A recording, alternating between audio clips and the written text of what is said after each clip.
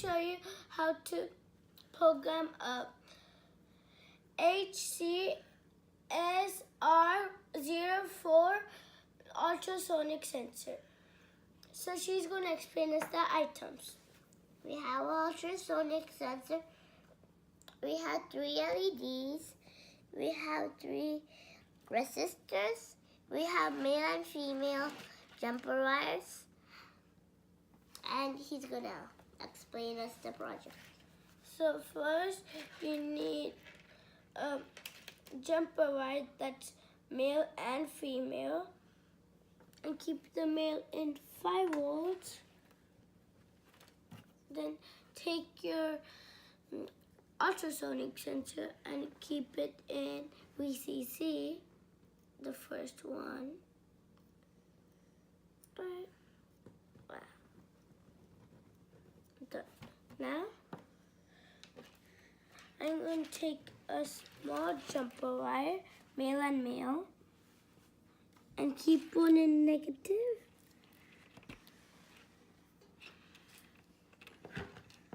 And keep one in ground.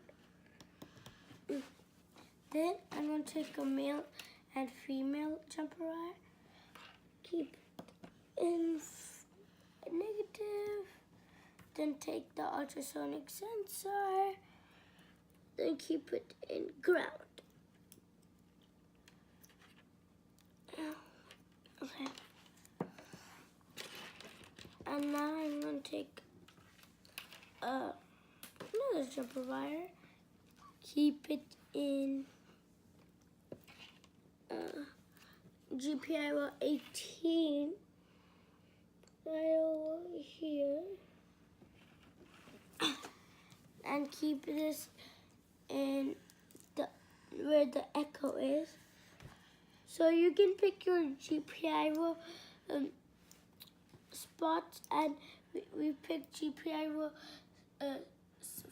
18 and 4 for the project, and we're going to take the other female and male jumper wire and keep the other end in the trigger.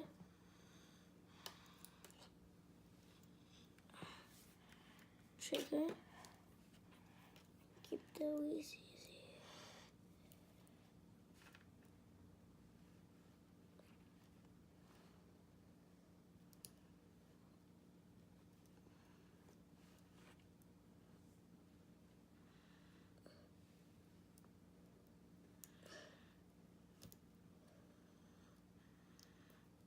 Done. Now, take the trigger, keep it in GPIO 4. Right there. And now, we're going to go on to the LEDs. First, take your LEDs. We're using red, yellow, and green. It's like the traffic lights. So we're going to take red. You can keep it anywhere on the GPIO board. And if you're new, the bigger one is anode and the small one is cathode. And if you don't know what anode and cathode means positive and cathode means negative. And then keep it right over here. And the anode should be in front of the cathode. All the time whenever you use the LED.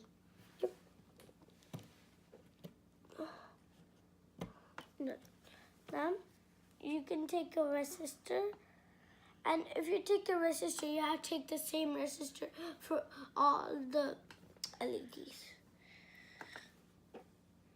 And keep it in the cathode, and then keep it in ground.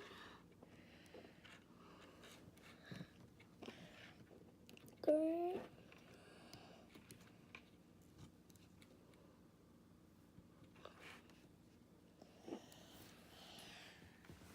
Then take a jumper wire, you can use any color, and keep it in the anode and keep it at 22.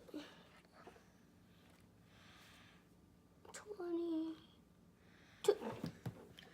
Then take your other LED and keep it in right next to it so it looks much more better. And take another one and keep it in anode. Then take it and keep it in 22 and 27.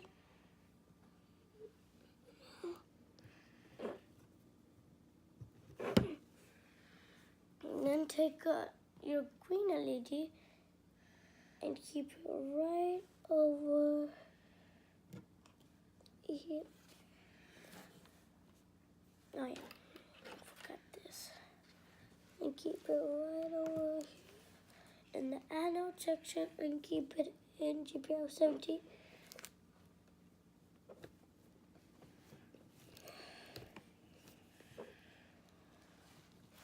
And take the two resistors for the yellow LED and the green LED.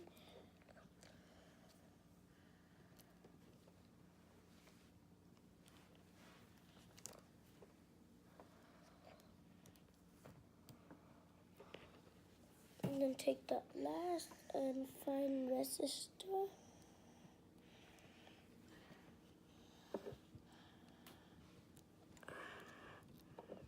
Right over here. And now I'm going to run the program.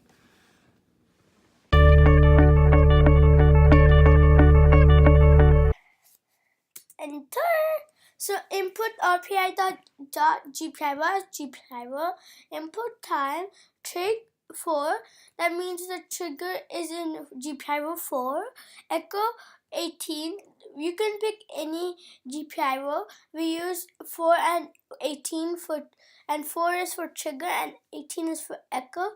And green is 17. We use GPIO 17, the pin, and yellow 27 pin, and 22 for the pin, and all these wires are connected to the anode. So anode means positive. And GPIO setup mode is GPIO.Broadcom mode, and GPIO setup trig output, and GPIO setup echo is input, and GPIO setup green output, and yellow output, and GPIO output. So all the GPIOs are outputs and function to the green light. So when the green light is high, the yellow LED and the red LED is low, and the green light is the only one that's on. And when the yellow light is on, the green light is low and yellow light is high, and the red light is high because the yellow light is on. Because if we have off them on, nothing is going on. And red, we have a green low and yellow low and red high. And measure this function, measure a distance, and GPIO output check true. That means the trigger had started. After 10 microseconds, the echo came back, and the echo is measured in elapsed time and start time and stop time. And elapsed time, if you want it to be in centimeters, elapsed time is stop time and start time. And if you want to measure in centimeters, it's 0.000058, and the distance is important to measure. Function returns the distance.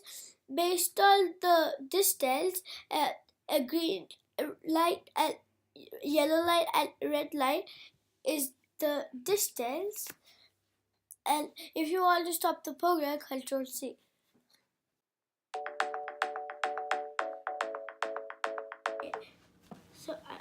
So it's really close, so it's red. Let me keep a little on. Now it's yellow. Now it's yellow, and then we go. Now it's green. And if you like this video, don't forget to like, share, and subscribe to Coding Kids. Bye.